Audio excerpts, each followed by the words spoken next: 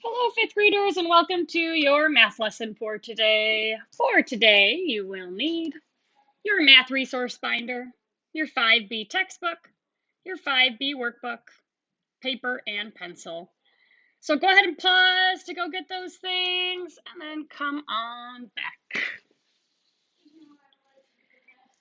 To get us started, fifth graders, I've indicated to some of you who came to our meeting last week, or not last week, but 2 weeks ago. Anyway, that we're going to be taking a quiz soon, reviewing some of the concepts from the second DDI that gave us some trouble. So these are two of the types of questions that will be appearing on this quiz.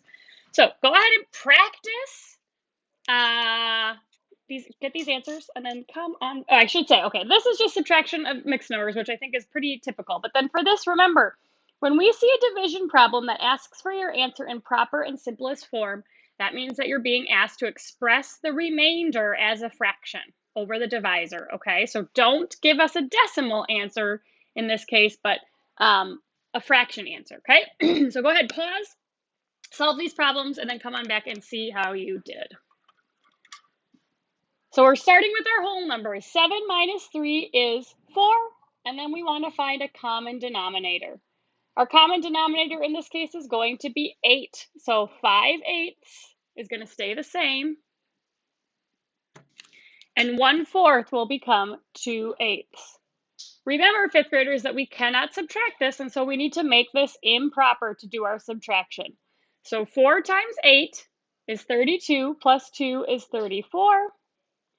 We subtract 34/8 minus 5/8 to get 29/8. Okay. Now we have to check, can we simplify? Can we make it proper? The answer is yes, for sure we can make it proper. Okay. So whether you do your division or just think, how many 8s can I get out of 29? We should get 3 wholes and 5/8. So our answer should be 3 and 5/8. So again, remember, as we're doing these, if you're finding that was tricky for you, you should find a time to come meet with me and talk about this. So for division, remember, we're working to express our remainder as a fraction over the divisor. 14 does not go into 1 or into 11, and so we have to figure out how many times does it go into 119. So you should have found that it goes in 8 times, and that 8 times 14 is 112, with a remainder of 7. Now we express this remainder as a fraction over the divisor. So we get 8 and 7/14. And as always with fractions, we ask ourselves, can I simplify and can I make it proper? Okay, and in this case, yes, I can simplify it. It should become 8.5. So I know, fifth graders, that we've been working on our decimals with our division with decimals, and we know how to add a decimal point and add a 0. But when it says in proper and simplest form, you're being asked to express it as a fraction. Okay, so we're continuing on. We've talked about multiplying and dividing by 10, 100, 1,000. We've talked about multiplying by tenths, hundredths, thousandths. And today we're going to be dividing by tenths, hundredths, thousandths. So the first thing I want you to do is to find in your math resource binder this rules for multiplying and dividing. Okay, we've filled all of this out together, and we're going to be continuing. And you might be already kind of like deducing some potential rules as we go. So we're going to jump in and actually start with our textbook to look at a little sample before we get into the rules. Okay, so we're going to need both those things out and ready to go. I'm going to flip you around, and we're going to get into it. So go ahead and open your textbook to page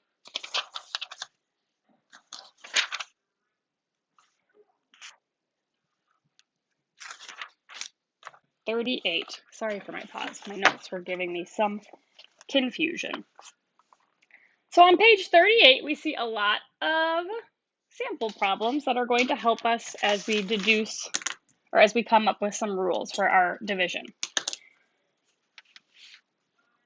Okay, so we're looking at this first example, 30 divided by 1/10. And so they're expressing it as a fraction because we know that fractions are division, and division is fractions. So this is equal to 30 over 1/10. Okay.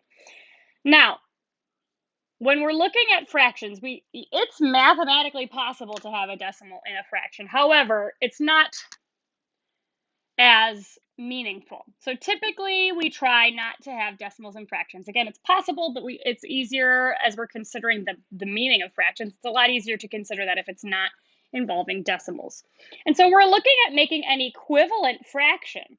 So remember, anytime we're trying to find an equivalent fraction, we do so by multiplying both the numerator and the denominator by the same number. Okay, that's always been what we do, right? If we're trying to turn, like we just did in that sample problem, 1/4 into how many eighths, we did this by multiplying both the numerator and the denominator by 2. So we're going to find an equivalent fraction, equivalent meaning it represents the same thing, by multiplying both the numerator and the denominator by the same number, which in this case, we're going to multiply by 10. So 30 times 10 is 300. 1/10 times 10, we're going 1 space to the right. That's our rule when we multiply by 10, is we move that decimal point 1 space to the right. So we get 300 over 1, which is equal to 300. So looking from here to here, we've taken 30, divided by 1/10, and gotten 300. You might already be thinking about a rule. So now we have another example. 30 divided by 1/100th. We're going to follow the same method that we just took.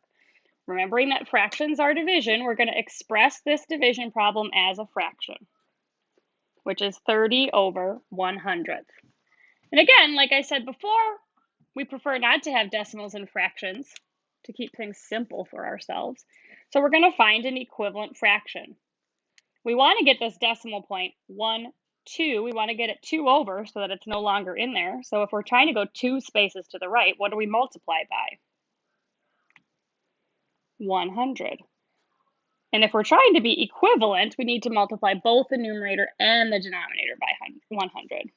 So we're taking 30, we're multiplying it by 100, which gets us 3,000 over 1, which is equal to 3,000. Okay. And finally, you might really truly be getting the hang of it now. 30 divided by 1,000th. We're going to follow that same process. So we're expressing it as a fraction. We want to go 1, 2, 3 spaces to the left. So what are we going to multiply by? Sorry, I said to the left. That was so wrong. To the right, we want to multiply by 1,000. And of course, if we're keeping it as an equivalent fraction, we need to do that to both of them. So 30 times 1,000 gets you 30,000. 1,000th times 1,000 is 1. So our answer is 30,000. So what are we noticing? When we divide by 1/10, we moved that decimal point 1 to the right to get 300. We multiplied by 100th, we went 2 to the right to get 3,000. We multiplied by 1,000th, we went 3 to the right to get 1,000, or 30,000, excuse me. So that's our rule. That's the rule that we're going to apply, and we can copy this down into our notes for us to recall. So we should be seeing this pattern, and you should be copying it down with me, and remembering, of course, that if you need to pause as we go in order to get these notes, please do so. So our first rule is when dividing by 1/10, move the decimal point 1 to the right. When dividing by 1/100th, move the decimal point 2 to the right. When dividing by 1,000th, move the decimal point 3 to the right. So again, fifth graders, if you need to pause to get these notes copied down, go ahead and do that. And then come back and we'll continue with our lesson. So I know, so we kind of walked through, right? This gives you, in terms of the math of it, by looking at fractions and finding equivalent fractions, it kind of walks you through why it happens that when you're dividing, you're getting a bigger number, okay? I want to give you a visual representation as well, because usually up to this point we've said, well, when we divide, it gets smaller, right? And that's going to be true when you're dividing by a whole number or something greater than 1. But when you're dividing by something less than 1, it's going to get bigger, okay? And that's surprising, except for let's just take a look at, let's say we have 1 pizza, okay? So 1 divided by tenths. And so we're going to divide this pizza into tenths. So, trying to do this as evenly as I can. Well, that didn't go very well. Okay, this is what I'm trying to do. So we've divided this pizza into tenths. How many pieces are there now that we've divided this pizza into tenths? 1 divided by 1/10, we have 1, 2, 3, 4, 5, 6, 7, 8, 9, 10. So this gives you kind of a visual representation of why when we divide by tenths, the number gets bigger, right? We have more of them because they're smaller pieces of the whole number, we have more of them. So our number is getting greater.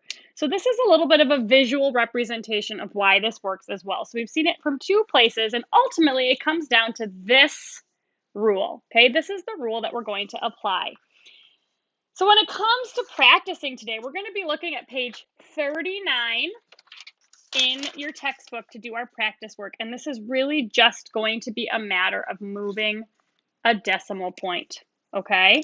So 1A, 500 divided by 1/10. Now remember, with whole numbers, we have to kind of imagine or add our decimal point at the end, okay? So if we're dividing by 1/10, we're going to move that decimal point 1 to the right, so it'll be over here now. And remember, when we have that empty bubble there, we need to add a 0. So we have 1, 2, 3 zeros, which is 5,000. It's worth noting that this is the same as multiplying by 10. These are the same thing, okay? So B, 500 divided by 1/10. Again, remember, we have to imagine that our decimal point is there. We're going to go 1, 2. I should say 100th. I said 1/10, but it's 100th. We need to go 2 spaces to the right. And again, we have these 2 bubbles, so we need to add 2 zeros. So we get 50,000. It's worth noting that this is the same as multiplying 500 times, 100. C says 500 divided by 1,000. So again, we imagine that decimal point and we go 1, 2, 3 to the right. So we now have 1, 2, 3 empty bubbles where we have to put a 0. So we have 1, 2, 3 extra zeros, 500,000. And it's worth noting that this is the same as multiplying 500 by 1,000. Okay, we're going to do the second row together, and then I'm going to have you guys try the rest by yourself and give it a try. So 50 divided by 1/10. We're going 1 decimal point to the right, which is 500. 50 divided by 100th. We're going to move our decimal point 1, 2 to the right, so we get 5,000. 50 divided by 1,000th. We're going to move our decimal point 1, 2, 3 to the right. So we have 1, 2, 3 additional zeros, which is 50,000. I spoke too soon. I'm going to have you try G, H, and I on your own. So pause, try G, H, and I, then come on back and see how you did. So 5 divided by 1/10, we're going to go 1 to the right, which gets us 50. 5 divided by 100th, we're going to go 1, 2 to the right, which gets us 500. 5 divided by 1,000th, we're going to go 1, 2, 3 to the right, which gets us 5,000. How'd you do? Hopefully it went okay. Okay, so I'll walk us through J, K, and L because we're dealing with decimals at this point, but really it's the same process. If we're dividing 5/10 by 1/10, we're going to go 1 to the right, which gets us 5. 5/10 divided by 100th, we're going to go 1, 2 to the right, which gets us 50. L, 5/10 divided by 1,000th, 1, 2, 3 to the right equals 500. So even with decimals, it's still going to be the same process. We're going to be moving the decimal point over as many as it dictates. And then we can also see 1 0, 1 to the right, 2 zeros, 2 to the right, 3 zeros, 3 to the right. So I would like you to try M, N, O, P, Q, and R. Pause and try all 6 of those. Then come on back and see how you did. So for M, we're going to go 1 to the right, which should get you 5/10. N, you're going 2 to the right, which should get you 5. I'm going to scoot this up. O, you're going, oops, that should be a 1.